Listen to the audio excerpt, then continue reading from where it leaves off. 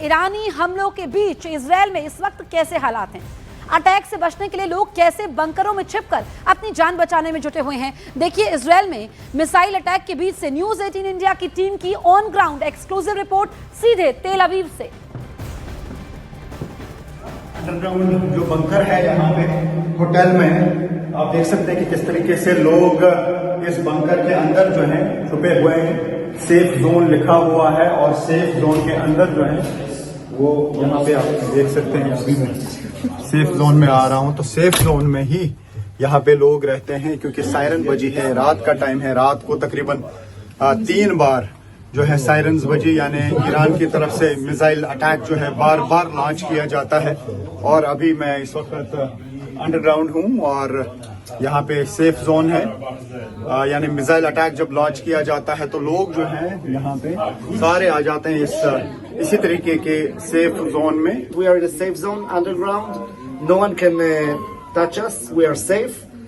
Outside you have lots of missiles that they send. They're trying to scare us and they're trying to blow a lot of cities in Israel. Some of them are exploding in the air, and then some pieces, very dangerous, the pieces are coming down. So what we need to do is just to hide underground, and after 10 minutes when they send us a message to go up. देखिए, Iran और Israel के बीच तनाव चरम पर है। Iran लगातार हमले तेज कर रहा है। उसने युद्ध में अपनी घातक मिसाइलों से प्रहार करना शुरू कर दिया है। इसी बीच ईरान के टॉप सुरक्षा अधिकारी अली लारिजानी की ललकार ने इजरायल और अमेरिका की नींद उड़ा दी है।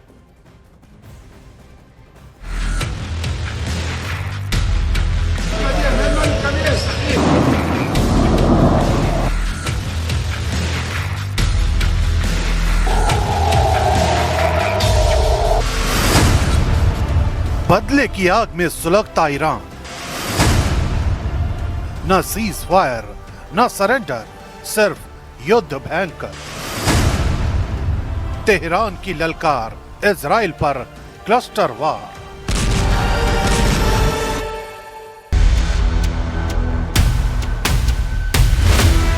महायुद्ध में ईरान अब पूरी तरह से आक्रामक मोड में है। सुप्रीम लीडर अली खामेनेई की हत्या की आग में जल रहा ईरान सब कुछ तहस नहस करने पर आ गया है। ईरान पर न अमेरिकी राष्ट्रपति की चेतावनी का असर होता दिख रहा है, न ही उसे इजरायली अटैक की कोई परवाह है। वो बस प्रतिशोध की आग में विध्वंसक पलटवार करने में जुट गया है, जिसकी बानगी 6 मार्च को देखने को मिली, जब ईरान ने इजराइल पर क्लस्टर बमों से हमला कर दिया और हालात इस कदर गर्मा गए कि पूरा पश्चिम एशिया फिर बारूद के ढेर पर खड़ा हो गया।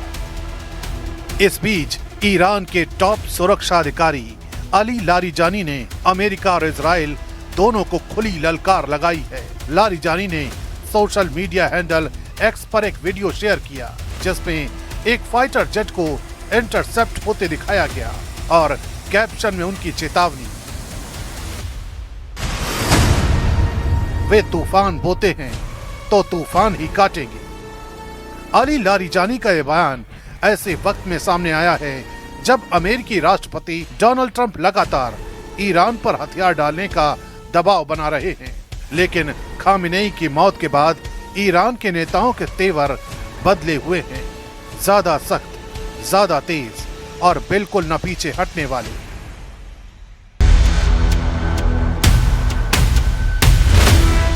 अट्ठाईस फरवरी को ईरान पर अमेरिकी इजराइल एयर स्ट्राइक के बाद से अली लारिजानी का नाम बेहद चर्चा में है।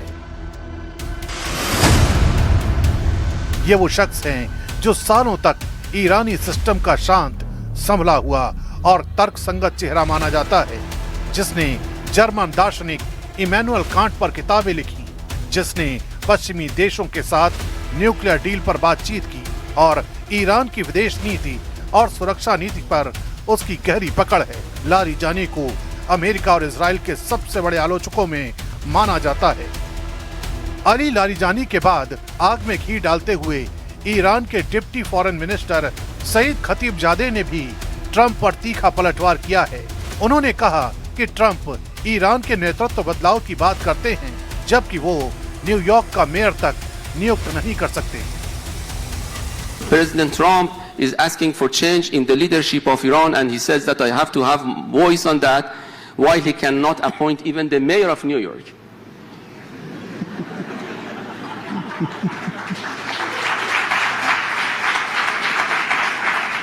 Can you imagine this colonial approach that he would like to see democracy at home, but he would like to topple down a democratically elected president of Iran and assassinating other countries? Cluster bomb attack, Larijani की ललकार और Trump पर तीखे हमले से अब एक बात तो तय है कि ईरान अभी अमेरिका और इजराइल के सामने झुकने को तैयार नहीं है। वो पूरी ताकत के साथ युद्ध के मैदान में उतर चुका है और इजराइल पर क्लस्टर बम से अटैक सिर्फ ट्रेलर मात्र ही था। ईरान के तरकश में अभी और घातक मिसाइलें और हथियार बाकी हैं, जिनका इस्तेमाल कर ईरान पूरे पश्चिम एशिया में तबाही मचाने को तैयार है।